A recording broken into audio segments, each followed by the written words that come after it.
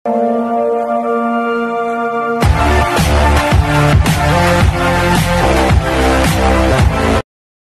up!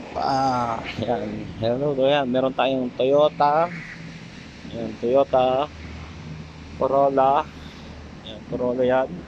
So, ang problem nito ay throttle body. Madumi na. Yan. Yan. Norin natin. So, yan. Tanggalin nyo lang yung yan. Yun ang throttle body. So, yan. Gamit lang kayo nito. Socket. Yan. So yun, madumi nga. Yan. It's very dirty. Outside inside ما مشكلة. بس outside لحاله لا. Amape. ايوه. فكه كامل ما مشكلة.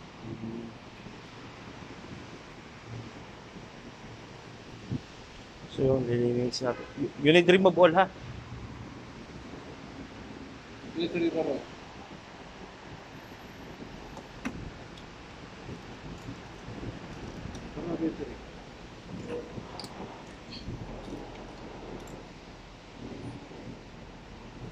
So, gusto ng customer ilabas natin yung throttle body para malinis. So, yun. May wire lang siya doon.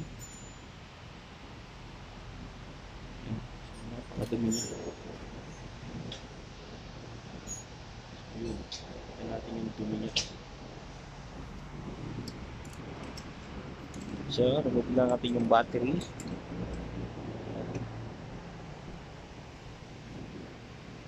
So, just lang yan. Gamit lang tayo ng mga just socket or no, socket yung ginamit namin. Tapos may mga clip lang yan. Supply niya ng hose. Ayan, tapos supply niya ng gasolina, hangin.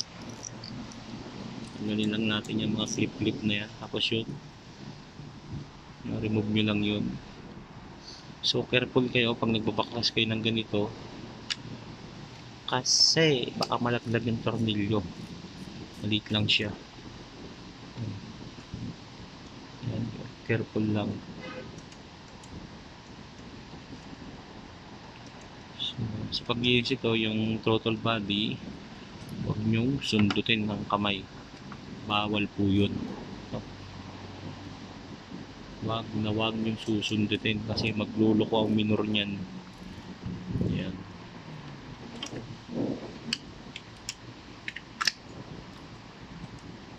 Gamit lang tayo nun. Yun.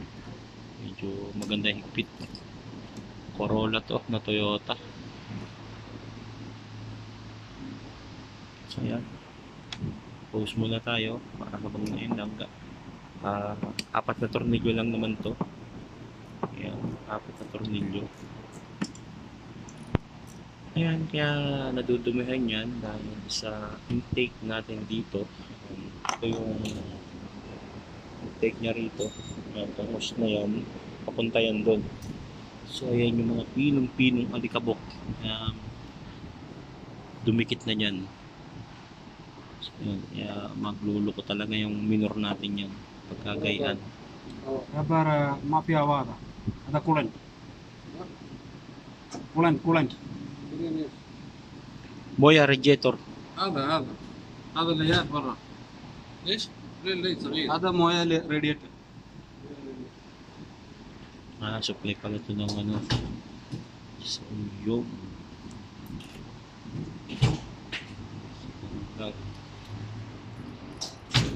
Linisin lang.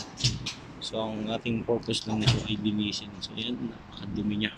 So, ayan, na-remove na natin. So, ayan, kita natin siya kung paano siya kalinis sa loob yan. It's very dirty. Ayan, napaka-dirty niya. So, ito na yung ano niya. So, yun, ganoon lang. Gamit lang tayo ng chemical na para sa kanya. Ayan. Ano yung ginagamit namin para matanggal yung, so yun, napaka-carbon niya. Sus, napadumi. So, bisik-bisikan lang natin siya.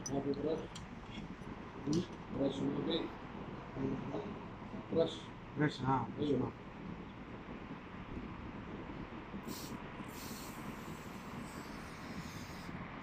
Ano natin? Ano ba? Kita niyo yung tumutulog na yan. Ayan na yung dumi-dumi niya.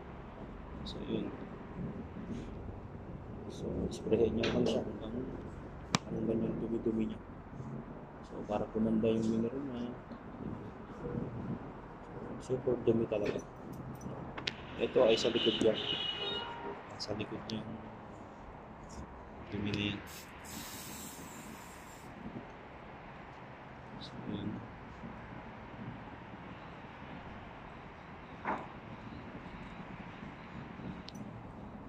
So, yun. Bukas pa yung ano. Dumi-dumi na yan. So, sama-sama na yan. Yun yung mga galing sa filter. Okay.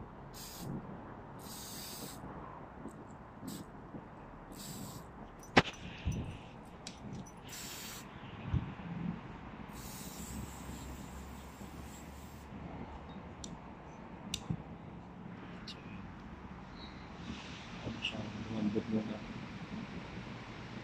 Super dumi.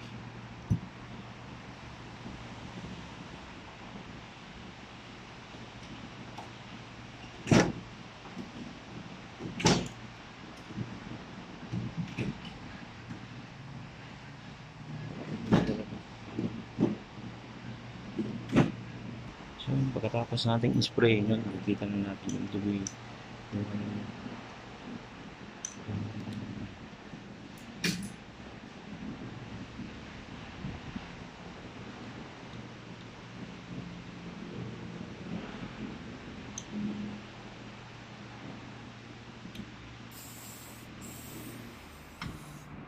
So, linisin na rin natin sa labas para kumintab siya. So, ganun lang. Yan ang paglinis natin sa throttle body. Yun! So, yun. So, maganda yan. Maganda yung nalinis natin talaga. Pati sa labas, nilinis na. Wala akong ginamit na brush, kaya ito na lang. Brush na lang na pang flooring. Pwede na yan. Kumintap-kintap siya para ma-enjoy naman yung ating customer.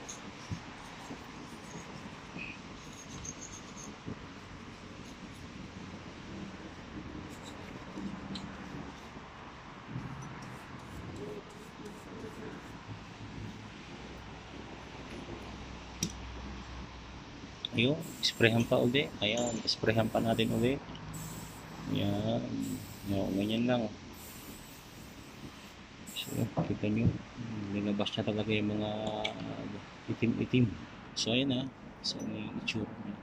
Ayan, hahangin na lang. Ayan. Pressure na lang natin siya ng hangin. Ayan.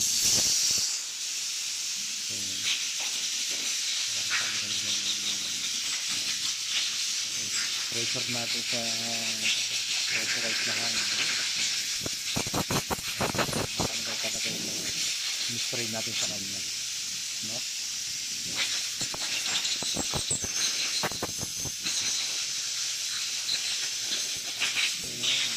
Ganyan lang ang paglinis natin. Linis na siya. Kung wala kayong idea dito, wag papangasin to kasi mahal po ito guys, no? Napakamahal ng throttle body na to.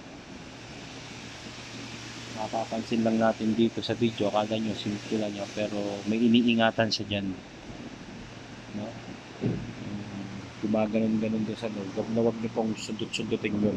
Si maring masira yung may ano po kasi yan, may supply ng kuryente, so baka magasgas. Kasi ano yun,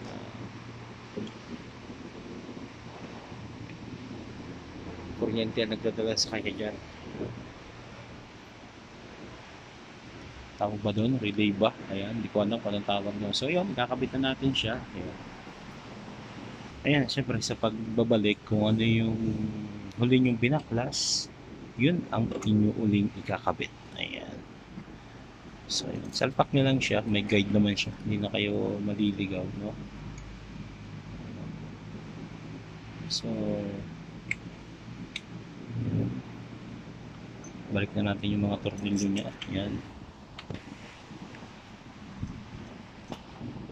Balik mo na lang siya.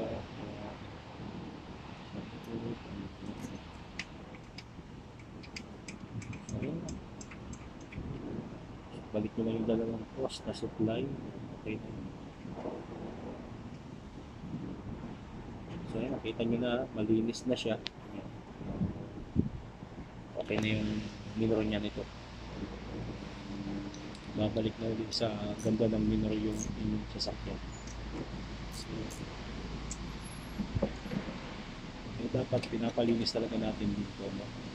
Kasi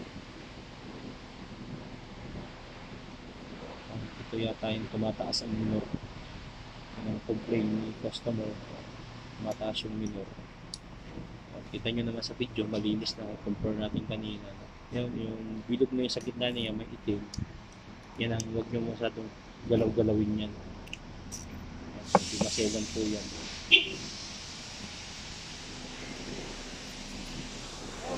Salam! So yun, sa paghigpit, tamang higpit lang, huwag nyo masyadong karirin, baka malit lang kasi yan, 10mm lang yan, 10mm lang yung tornilyo niya. Ayan, maring mabasag kasi ano to, aluminium ba tawag yan. Ang dami yun sa clip naman ng hose. Ayan, gamit lang kayo na sinaraduhan nyo lang na yung tornilyo para wag lumabas yung ano. Yun. Balik nyo lang yung ano, gamit lang kayo ng pliers para ibalik yung lock. Ayan, ibalik nyo yung lock. Although hindi naman masyado malakas yung pressure niya, pero mas better yung maayos yung kabit natin ng lock para ma-enjoy ni customer yung kanya magpapaayos, no? So ayan, binabalik niya sa dati niyang posisyon. Ayun. Tapos may isang maliit na hose pa yan. Ayan, balik nyo rin yun, yung hawak niya. So tanggalin niya, gamitan nyo lang ng ano yung panarado. Nilagay nyo na lang yun ng panarado para huwag tumagas.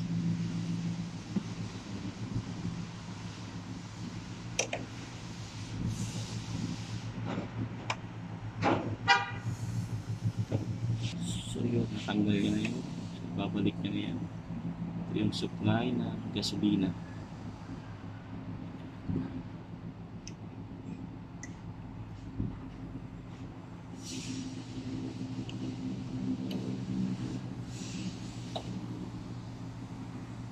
Ay, hindi ko alam pala yung supply pala ng cola. Yung pala sa kabila yung gasolina.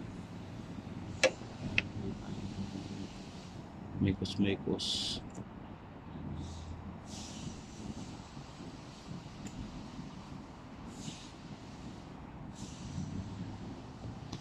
So yun, balik na.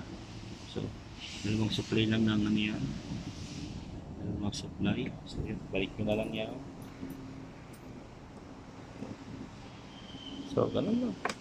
Yun na yung pagtanggal nyo yan. Ayun na. Good. Okay na. So, start na yan.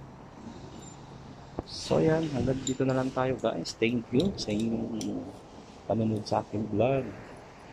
Thank you very much. Ayun, higpitan nyo lang yun ng 10mm ng shopping at na gis. Yan, saktong higpit lang. Ayan. Yan. Thank you ulit. Bye-bye. Hanggang dito na lang tayo, guys.